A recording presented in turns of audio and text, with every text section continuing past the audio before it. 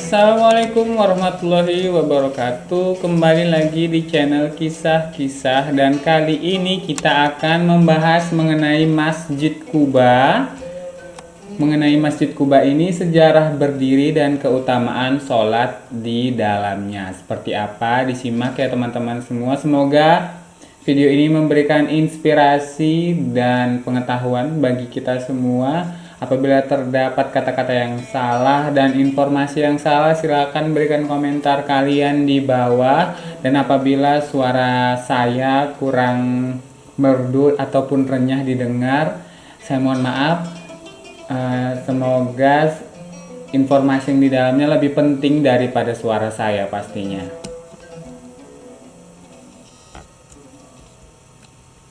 Masjid Quba merupakan masjid yang pertama kali dibangun oleh Rasulullah SAW pada tanggal 23 September tahun 622 Masehi di Quba, di mana saat itu Rasul melakukan hijrah ke Madinah.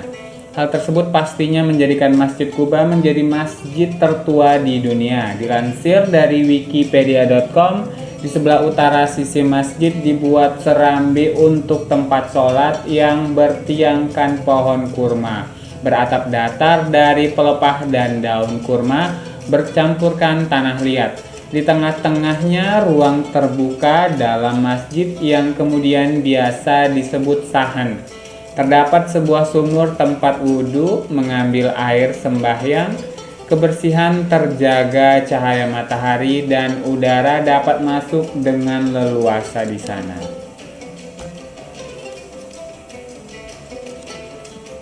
Latar belakang dibangunnya Masjid Quba karena pada saat itu Nabi Muhammad SAW dan para sahabat hijrah menuju Madinah.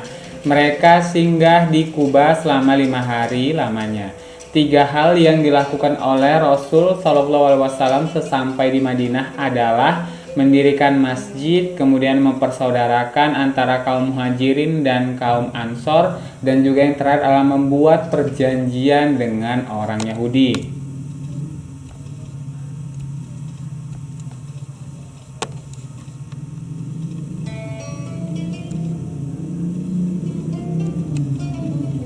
Dalam membangun masjid, Rasul mendirikan Masjid Quba di atas sebidang tanah milik keluarga Kalsum bin Hadam dari kabilah Amir bin Auf yang diwakafkan kepada Rasul setibanya di Quba.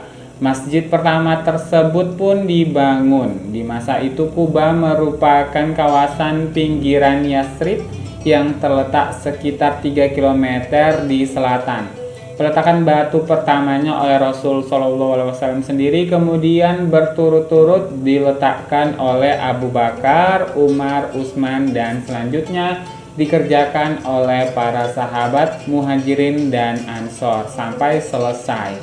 Tak hanya itu, ketika membangun Masjid Quba, Nabi Muhammad SAW juga dibantu oleh malaikat Jibril yang memberi petunjuk arah kiblat dari masjid tersebut. Di masjid inilah pertama kalinya diadakan sholat berjamaah secara terang-terangan.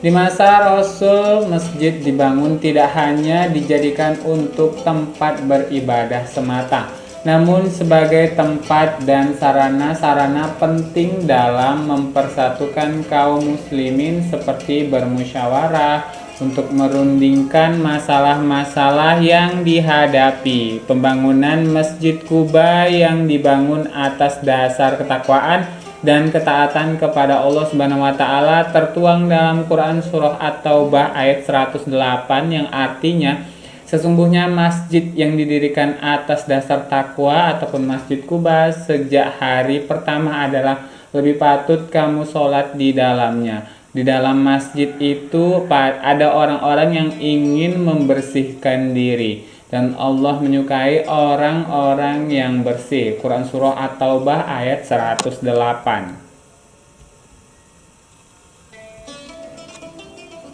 Masjid tersebut tentunya telah mengalami beberapa kali renovasi, di antaranya pada masa Khalifah Umar bin Abdul Aziz yang pertama kali membangun menara masjid tersebut.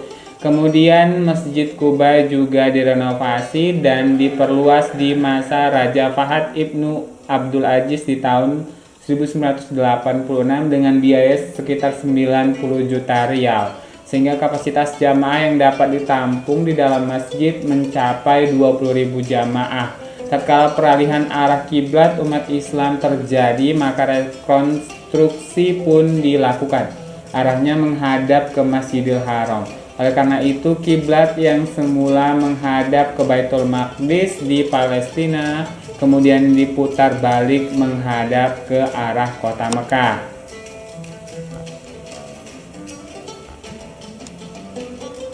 Lantai halaman masjid yang terbuka dilapisi oleh marmer anti panas dan di bagian ini terdapat atap yang dapat terbuka dan tertutup secara otomatis. Terpal yang kokoh juga melindungi lantai atau jemaah dari sengatan matahari.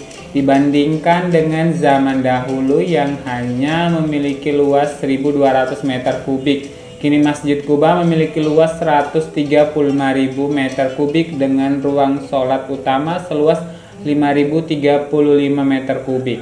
Selain itu, masjid ini memiliki 19 pintu. Dari 19 pintu itu terdapat 3 pintu utama dan 16 pintu. 3 pintu utama berdaun pintu besar dan ini menjadi tempat masuk bagi para jamaah ke dalam masjid.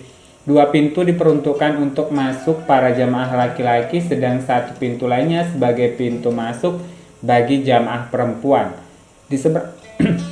Di seberang ruang utama masjid terdapat ruang yang dijadikan untuk tempat belajar mengajar.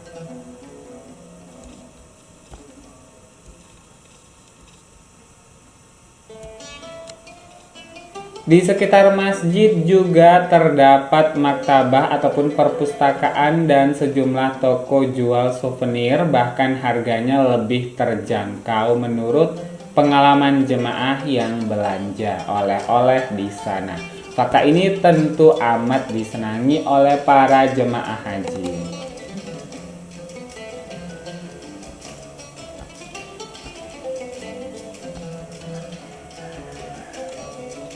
Jika berbicara mengenai keutamaan sholat di Masjid Quba adalah pahala sholat di masjid tersebut sebanding dengan pahala melaksanakan umroh.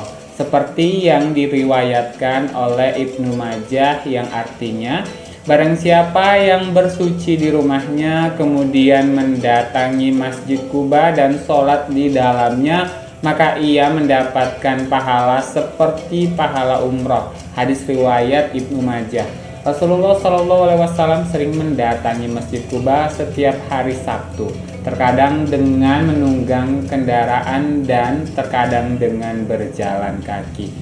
Nah, sampai di sini video sederhana ini. Semoga bagi kalian yang telah menonton dan mendengarkan penjelasan dari video singkat dan sederhana ini dapat menambah pengetahuan kalian. Sekali lagi, jika terdapat kesalahan kata-kata yang saya ucapkan ataupun suara saya terdengar tidak merdu, saya mohon maaf karena saya berniat untuk membagikan informasi dan pengetahuan untuk kita semua.